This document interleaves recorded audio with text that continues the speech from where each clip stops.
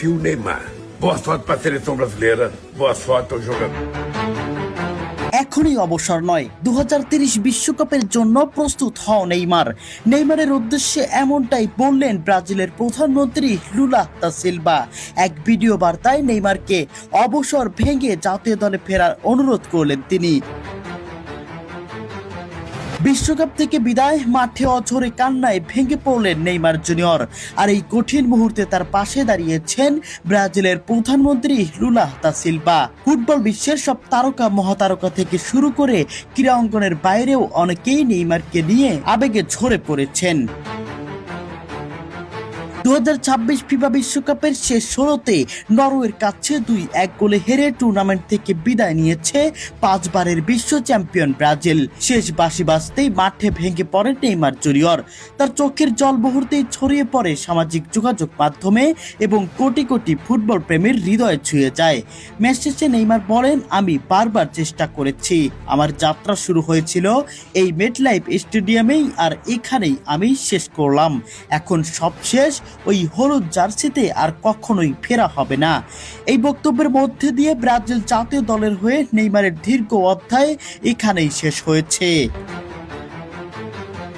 নেইমারের অবসরের পর তোলপাড় পুরো ফুটবল বিশ্ব। বড় বড় ফুটবলার থেকে শুরু করে ক্রীড়া অঙ্গনের সবাইকেই দেখা গেছে নেইমারের প্রতি সদয় হতে। তবে এবার ব্রাজিলের প্রধানমন্ত্রীর কাছ থেকে এক ভিন্ন ধরনের বার্তা শোনা গেল।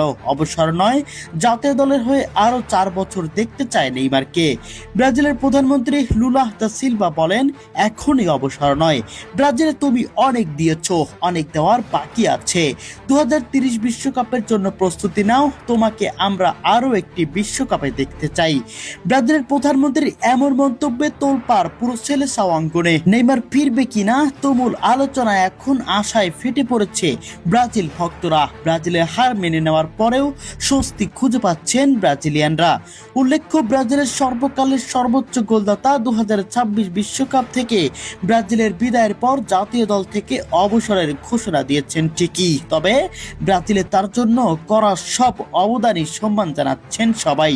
ব্রাজিলের হয়ে 130 ম্যাচে 80 গোল ও 59 অ্যাসিস্ট করে দেশের ইতিহাসের সর্বোচ্চ গোলদাতা হিসেবে আন্তর্জাতিক ক্যারিয়ারের ইতি টানলেন তিনি।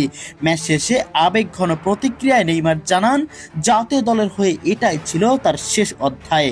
প্রিয় দর্শক, আপনাদের কাছে কে মনে হয়, ব্রাজিলের প্রধানমন্ত্রী লুলা দা সিলভার কথা মতো কি নেইমার জুনিয়র আবারও ওই হলুদ জার্সিতে ফিরবে?